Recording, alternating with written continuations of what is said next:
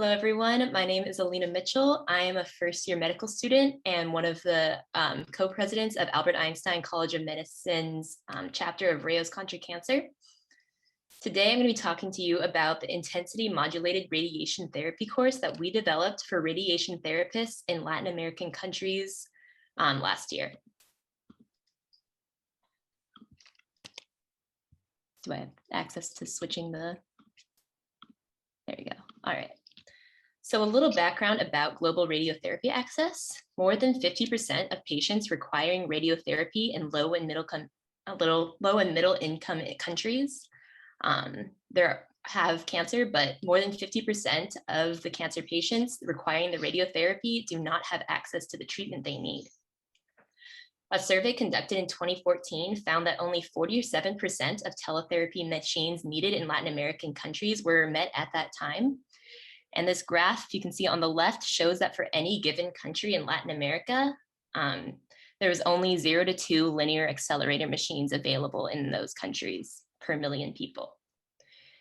In addition, there's been a shift away from 2D radiotherapy and 3D conformal radiotherapy, which have been using the cobalt teletherapy machines, towards intensity modulated radiotherapy, which requires these more scarce linear accelerators.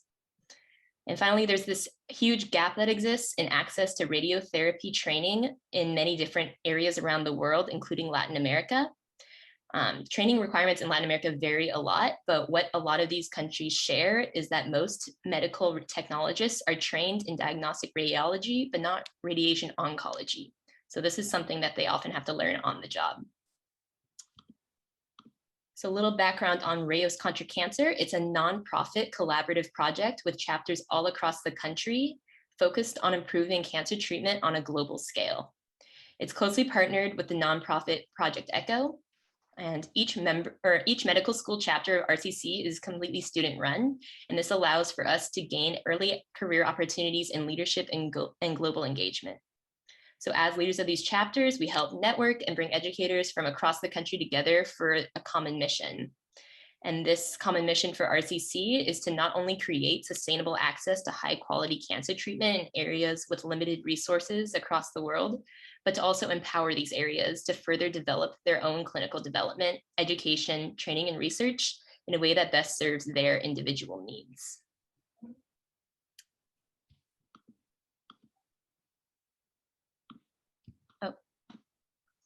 So our goal with this project was to develop a free, collaborative, and educational course for radiation therapists in a virtual environment. We also wanted to make sure it was accessible to Spanish-speaking RTTs from all across Latin America. So for many, this was the first formal training experience in radiation oncology.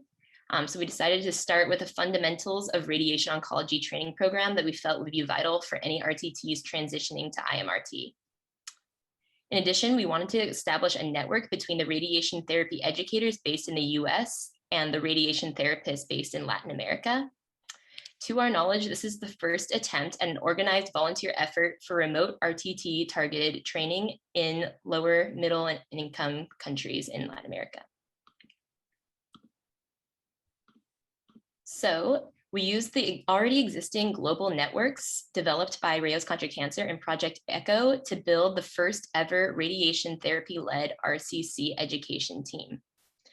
And we identified interested cancer treatment clinics from all across Central and South America to get involved. So you can see on the left some of the institutions that our 15 participating radiation therapy volunteer educators came from. And on the right, you can see a map of some of our participating clinics from countries such as Guatemala, Colombia, Bolivia, Venezuela, Peru, Ecuador, and yeah. So for the course itself, it was a 15-week virtual IMRT course, and there were 75 total participants. The course was delivered entirely in Spanish by our educators through Zoom sessions. And course completion certificates were offered to any of the participants who had over 70% attendance and were able to complete both the midterm and final exams. So on the right, you can see a list of some of the topics that were included in the course, some of them including radiobiology, patient chart analysis, treatment setups, To make it more collaborative, we also added a component in which the clinics could record videos of their example setups in their clinics, and then they got feedback from our educators during the sessions. So the average attendance per each session was at about 33%, and 29 of the participants received the course completion certificate for attending 70% of the sessions. 31 of the participants took both the midterm and final exams, with the average midterm score being at 80.6% and for the final being at 93.5%. So the average improvement was about 13%. So from this, we see that there is, in fact, an interested and a willing audience that's motivated to learn more about advanced radiation therapy techniques. And we can conclude that it's both possible and promising to develop low-cost virtual curriculums that can allow radiation therapists from around the world to collaborate with the goal of advancing education and improving cancer treatment globally. So, looking forward, we're hoping to bring this curriculum to more areas around the world while continuously improving it and ensuring that it's specific to each region's needs. In the coming month, we're hoping to launch our second version of this course in Eastern and Western Africa. Right now, we have 15 interested clinics, 72 participants, and we've recruited 14 volunteer educators from across the country. We also hope to share this curriculum with other Rayos Contra Cancer chapters so that they too can replicate this program for other regions around the world. And we hope to spend more time recruiting and engaging more volunteer educators, perhaps ones that speak different languages, so we can reach a wider audience.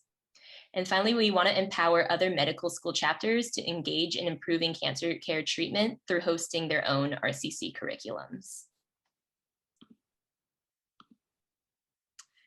Thank you so much to ROECSG for putting on this conference and for giving us the opportunity to present.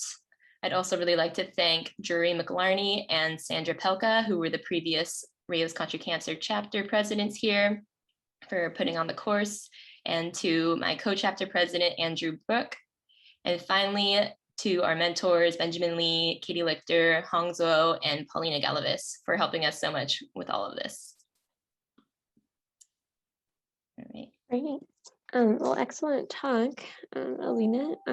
Sorry we didn't get to introduce you. I think we were still muted when you started. Oh, sorry about that. But yeah, no, this is excellent work. I'm really impressed with everything Rayos Contra Cancer is doing. Just in reading through your abstract and seeing your presentation, I think it's excellent to have that incentive of the certificate to with criteria, certain criteria like more than 70% attendance and the exams. I guess just, in thinking about, especially for radiation therapists, one of the things I've encountered in doing initiatives department-wide here is, patients are always being treated, or, if you're utilizing therapists appropriately, essentially you're going to utilize all those minutes so that patients will be treated, to the capacity of the machine. So I guess but it's different, of course, in a global setting. What are some of the barriers to participation in this initiative that you and others have recognized? So I think one of the challenges was kind of navigating the language barrier, because there were some of the educators that put together presentations maybe weren't able to speak Spanish, and so the previous chapter presidents at Einstein had to find separate educators to work in both English and Spanish, but they did a really great job of doing it, and it seemed to flow very smoothly. Excellent. And then it looks like maybe we have time for one more question or so from Bentley in the chat here. He's asking if you can tell us a little bit more about your involvement as a medical school chapter with leading global health education programs. Yeah, so our job, both me and my co-chapter president, Andrew, we are mostly involved in collaborating and kind of navigating the interactions between the clinics and the educators. So maintaining that communication and kind of streamlining the process so that everyone can keep on course, and working with the lead educators in setting the outline and making sure that it's flowing smoothly so that all of the clinics and educators can communicate and the course can continue. Excellent. Great. And then, yeah, it looks like in the interest of time, so just maybe in the chat as we're kind of moving on to our next presentation, there's another question waiting for you in the chat. So excellent.